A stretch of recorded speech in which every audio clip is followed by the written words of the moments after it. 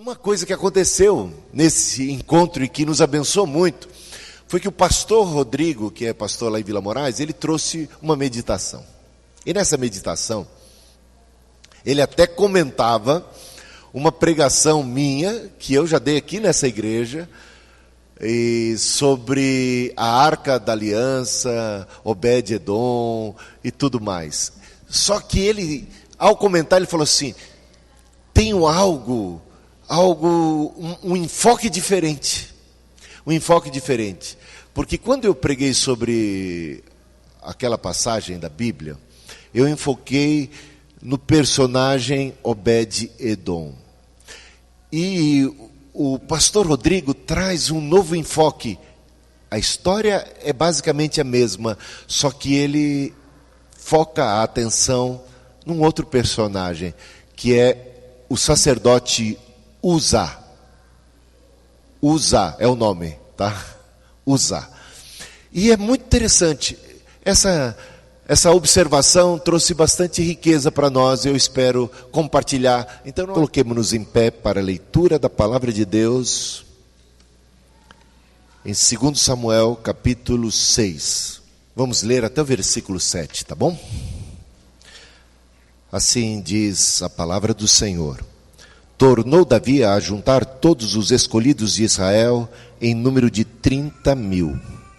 Dispôs-se e com todo o povo que tinha consigo partiu para Baalá de Judá, para levarem de lá para cima a arca de Deus, sobre a qual se invoca o nome do Senhor dos exércitos, que se assenta acima dos querubins. Puseram a arca de Deus num carro novo e a levaram da casa de Abinadab, que estava no outeiro, e Uzá e Aiô, filhos de Abinadab, guiavam o carro. Levaram-no com a arca de Deus da casa de Abinadab, que estava no outeiro, e Aiô ia diante da arca. Davi e toda a casa de Israel alegravam-se perante o Senhor com toda sorte de instrumentos de pau, de faia, com harpas, com saltérios, com tamborins, com pandeiros e com símbolos. Quando chegaram à eira de Nacon, estendeu Uzá a mão à arca de Deus e a segurou, porque os bois tropeçaram. Então a ira do Senhor se acendeu contra Uzá, e Deus o feriu ali por esta irreverência, e morreu ali junto à arca de Deus. Curvemos a nossa fronte, oremos ao Senhor.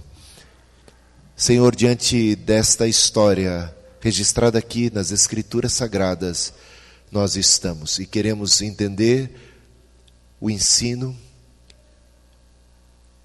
a lição que o Senhor quer nos comunicar através deste incidente, deste ocorrido há tanto tempo atrás. Fala aos nossos corações pelo Teu Espírito, abençoa-nos ricamente. Sejamos, ó Deus, agora abertos para ouvir e entender a Tua palavra e aplicá-la na nossa vida. É o nosso desejo, em nome do Senhor. Amém e amém. Pode assentar.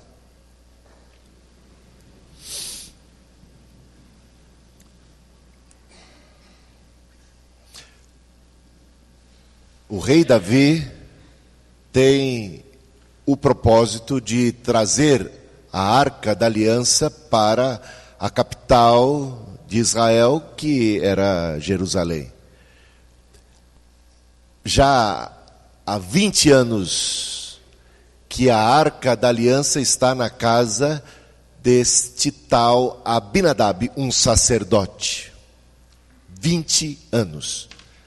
Os seus filhos, como mencionados aqui, Aiô e Uzá, conviveram com a Arca da Aliança desde que eram crianças. O Abinadab, sua esposa e filhos tiveram o privilégio, a bênção de ter em sua própria casa a Arca de Deus.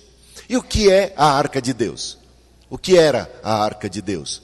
Era a arca em que estavam os 10 mandamentos, entre outras riquezas, a vara de Arão, o pão, como o pão, o maná.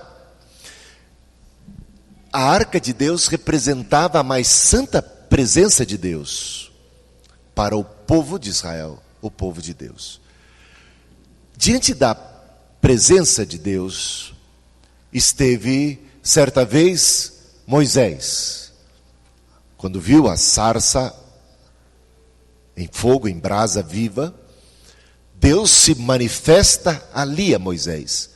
E a voz que se ouve, o recado e a mensagem é esta: tira as sandálias dos teus pés, porque o lugar onde você está é lugar santo. Portanto, diante de Deus, quando nos encontramos diante de Deus, ou relacionados às coisas de Deus, a reverência, o temor se faz necessário. Moisés, certa vez, quis, por causa já da sua intimidade com Deus, ele quis ver a Deus.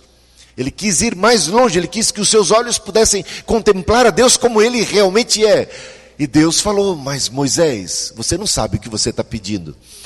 Porque ninguém, ser humano algum, pode olhar para mim, contemplar a minha face e continuar vivo, porque a estrutura humana não suporta esse face a face. E Deus, por misericórdia, por amor, a Moisés diz: eu vou dar a você um vislumbre da minha glória, mas vou proteger você na rocha. E essa rocha parece ser um símbolo bem forte de Jesus. E ali esteve ele, e Deus passa como que de soslaio. E foi tremendo. A esperança que temos um dia, diz o apóstolo João, é de que nós veremos a Deus exatamente como Ele é. Isso é o céu maior. Mas para isso teremos que estar já de posse do nosso corpo glorificado, indestrutível, o corpo eterno que Deus tem preparado para aqueles que em Cristo se apegam. Estou contando tudo isso para vocês, para mostrar que em relação à arca de Deus, que representava a santa e bendita presença do Senhor, deveria haver toda uma atitude de reverência, de temor e de cuidado. No caso, haviam prescrições a respeito dessas coisas sagradas, e a mais sagrada de todas era a Arca da Aliança. E você examinando, estou só passando assim ao largo, estou tentando resumir a história para vocês. Poderíamos ser mais cuidadosos, e talvez um desafio para você, lição de casa, procure ver quais eram os critérios ali na lei, no Pentateuco, quais eram os cuidados que os sacerdotes e todo o povo deveriam ter com as coisas sagradas. Em relação a essas coisas sagradas e a Arca da Aliança em especial, ninguém poderia ousar tocá-la de maneira inadvertida. Haveria todo um preparo e uma prescrição muito rigorosa a respeito de como deveria o povo e principalmente os sacerdotes deveriam lidar com a arca, porque é coisa santa, porque com a presença santa de Deus não pode haver relaxo, não pode haver descuido, não pode ser do jeito que a gente bem entende. Então há todo um cuidado em relação à santa e bendita presença de Deus, prescrito na lei, e não poderia se tocar na Arca da Aliança. Então presta atenção nessa informação. Pagaria com a vida aquele que ousasse tocar na Arca da Aliança. Isso está prescrito na lei. Isso gera uma orientação que um sacerdote tinha por obrigação saber. Mas o que é que vai acontecer aqui? É dia de levar e conduzir a Arca da Aliança para a capital, para Jerusalém. O problema é que Davi consulta todo mundo, mas não consulta a Deus. Davi tem boa intenção, mas não tem o cuidado devido. Os sacerdotes, que deveriam ser os responsáveis, os guardiões das prescrições de Deus, da lei de Deus, dos mandamentos divinos, pisam na bola também. E vai ter esse incidente que vai terminar com a morte de alguém. Exatamente a morte de Uzá, filho de Abinadab. Moço esse, que teve o privilégio de conviver com a arca de Deus desde criança. Vai pagar com a vida. Por quê? Porque os bois tropeçaram. A arca sacode. Num ato intempestivo, quase que instintivo. Esse tal de Uzá estende a mão até mesmo para proteger a arca. Só que na arca de Deus ninguém toca. E ele sabe. Mas ele tem o que a gente pode chamar de intimidade com a arca. E aí entramos de cabeça na mensagem de hoje. Intimidade com Deus é coisa que todos nós devemos ter. Mas não o tipo de intimidade com Deus que nos leva à irreverência e à falta de temor. Não sei se você já está entendendo. Que privilégio, que bênção para alguém ter desde a sua infância convivido com o que há de mais sagrado sobre a face da terra. Que valor, que coisa tremenda. Mas isto muitas vezes pode representar um problema. Quando aquilo se torna tão rotineiro, passa a se tornar também algo de menos valor aos nossos próprios olhos. É algo que vai perdendo a santidade.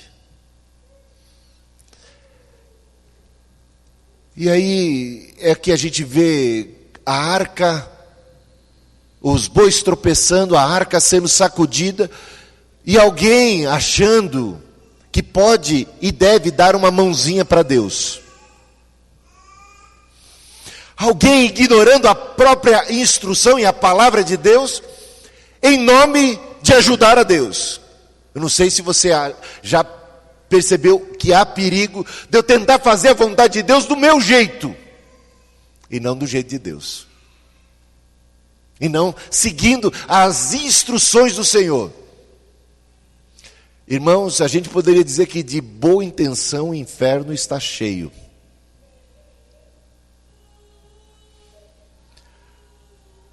E por que Deus é tão rigoroso? Deus já havia advertido. Com as coisas de Deus não pode haver desleixo. Com as coisas de Deus deve haver santidade, respeito, reverência, temor. Ele sabe que não pode pôr a mão na arca, mas ousa pôr a mão na arca. Por quê? Porque durante toda a sua vida ele conviveu com a arca, sem que colocasse a mão nela. Mas ela ficou tão íntima dele que ele achou que podia. Ele achou que podia ignorar a palavra de Deus. Eis aí um grande perigo. Agora, quero trazer isso para os dias de hoje.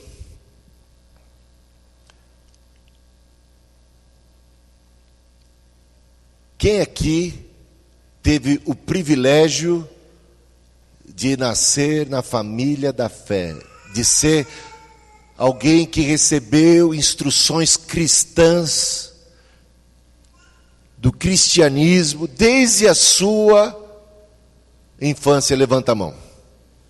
Olha quanta gente. Isso não é uma bênção? Uma bênção muito grande. Qual é o problema com isso? O problema com isso é que se a gente não vigiar, as coisas de Deus se tornam coisas corriqueiras. O culto se torna alguma coisa corriqueira. A palavra de Deus uma coisa corriqueira. Não corriqueira no sentido que devia ser mais corriqueira, né? Mas assim, está lá, a Bíblia. Mas não se lê, não se valoriza. Os cultos, vou ver, se eu tiver vontade eu vou, se eu não tiver eu não vou. Se der para chegar no horário, bem, se não der, paciência. Aliás, eu estou lidando com quem? Com Deus. Com Deus Deus é meu chapa, Ele entende. Eu contribuo com quanto eu quiser. Deus entende tudo. Eu adoro do jeito que eu quiser. Deus entende meu jeitão. Eu não me preocupo como é que Deus está enxergando isso. Não, eu tenho um instinto aqui de fazer alguma coisa, eu vou fazer. Mas e o que está na palavra? Não importa o que está na palavra. Importa que Deus, eu e Deus, estamos assim, né? Deus entende, Deus sabe. Gente que teve o privilégio de crescer participando de escola dominical, de culto, tendo a Bíblia à sua disposição, e que de repente está desprezando. Faz pouco caso disso.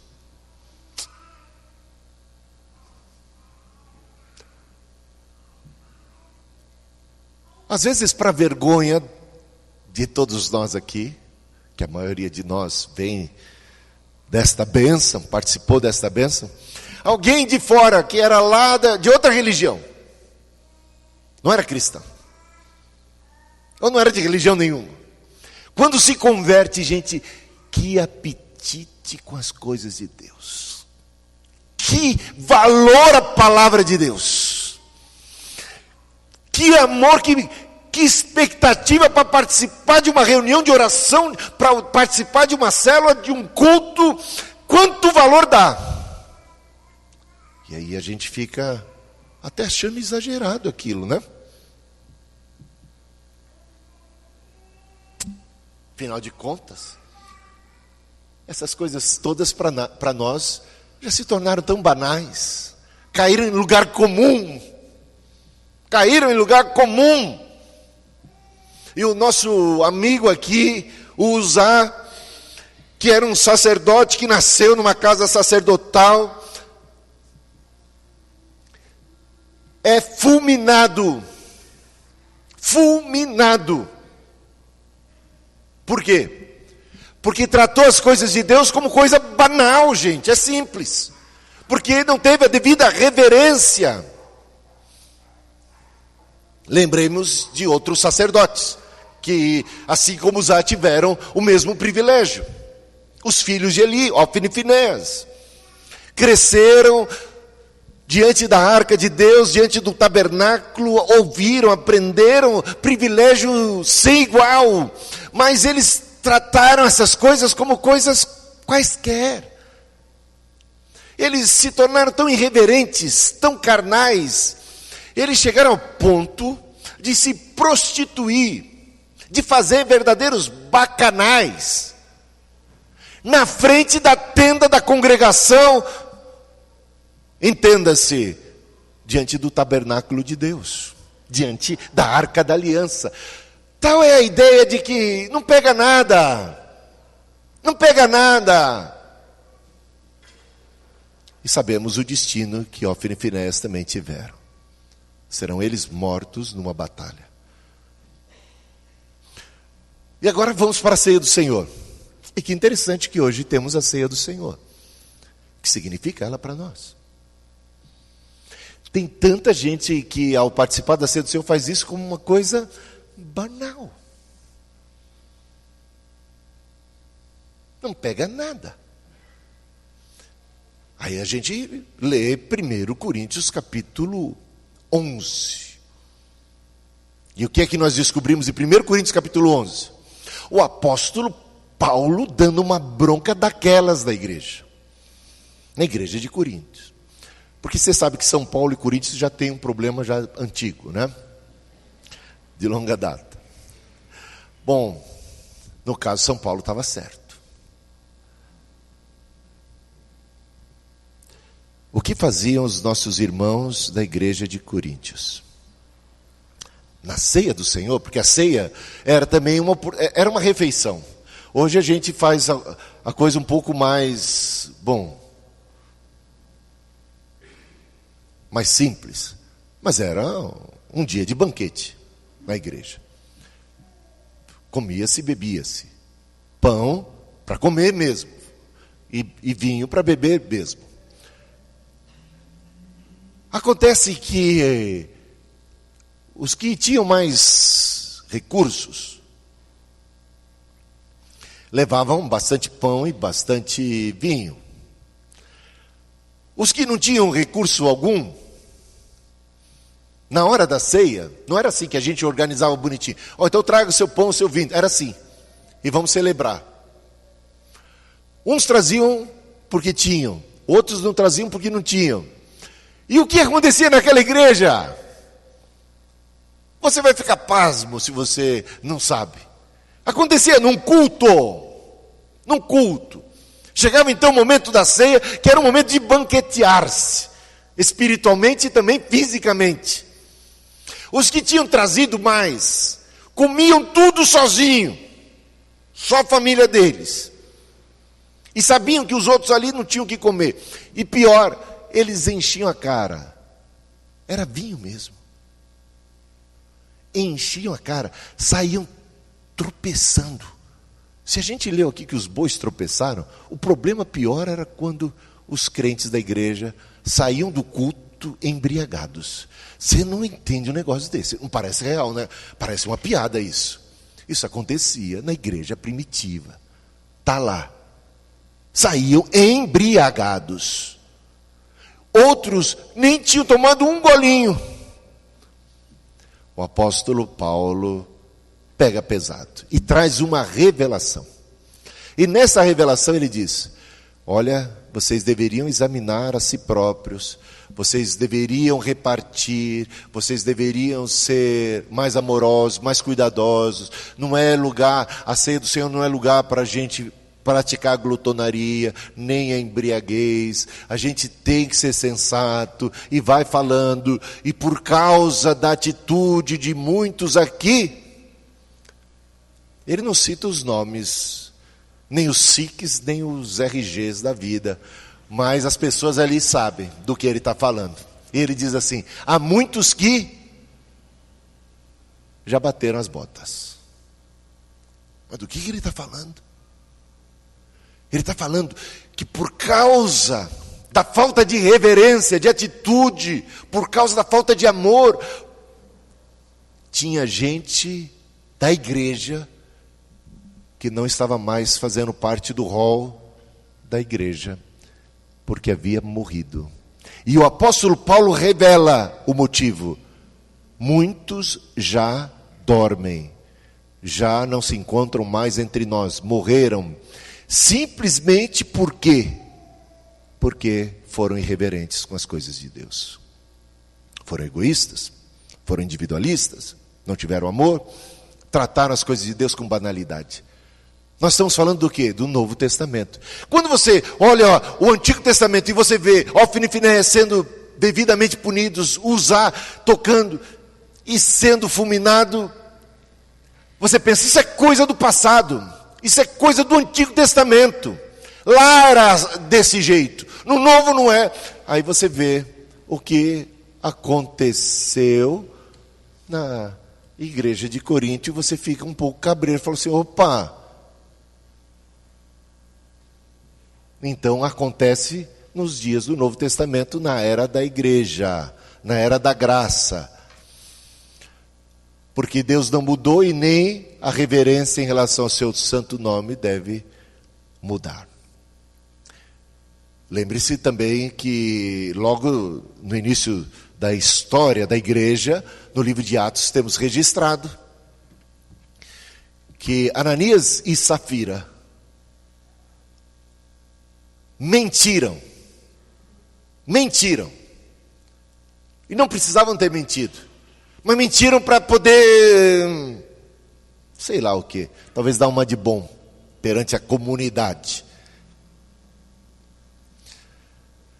E o resultado foi que disseram terem contribuído com uma porcentagem tal, porque tinham vendido uma herdade pelo preço tal, e isso não representava a verdade, combinaram marido e mulher de mentirem, e não dá para mentir para Deus, dá? Agora você só mente quando você pensa que está lidando com gente, que a igreja é lugar só de gente, porque para pastor você pode mentir, para líder você pode mentir, para o seu amigo você pode mentir, se é só gente aqui, podemos mentir, mas se estamos diante de Deus, para Deus não dá para mentir. E o que aconteceu com Ananias e Safira? Ambos foram fulminados. Estamos nos dias do Novo Testamento, e houve grande temor na igreja. Esses atos são necessários de quando em quando para que haja temor. Temor para com as coisas divinas, temor para com as coisas de Deus. E com isso estamos concluindo a mensagem, visto que vamos participar da ceia do Senhor. O meu convite é aquele que se encontra também em 1 Coríntios capítulo 11. Examine-se, pois, o homem, examine-se, pois, a mulher, cada um a si mesmo. Então coma e beba. Não vamos comer e beber de maneira inadvertida. Não vamos comer e beber para a nossa própria condenação. Agora, não comer e não beber é também um ato de condenação. Por quê? Porque não comer e não beber é não ter parte com Cristo. Comer e beber só para fazer de conta, incorre você no juízo de Deus. Porque a Deus ninguém engana.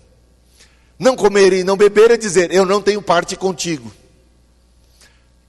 Qual é a melhor alternativa? Confessai os vossos pecados uns aos outros para serdes curados. Se confessarmos os nossos pecados, Deus é fiel e justo para perdoar os nossos pecados e nos purificar de toda a injustiça. Sonda-me, ó Deus, vê se há em mim caminho mau e leva-me nos teus caminhos. Vamos permitir que o Espírito Santo então esteja sondando o nosso coração, estejamos abrindo, escancarando a nossa alma diante daquele que tudo sabe, que tudo vê. Apresentemos diante dele tudo o que há em nós e vamos pedir sua ajuda, sua graça. E vamos examinar também a nós próprios na questão como estamos lidando com as coisas de Deus, como estamos lidando com a igreja de Deus, com as escrituras sagradas, com a vida devocional, com o culto doméstico, com a nossa comunhão com Deus. Como estamos fazendo? Então, convido você a curvar sua fronte onde você está. Se quiser se ajoelhar, tudo bem. Se quiser ficar em pé, não tem problema. Como você se sentir melhor diante do seu Deus. É você e Deus nesta hora. Tenhamos um momento de oração, de reflexão, antes de participarmos da ceia de nosso Senhor. Oremos a Deus.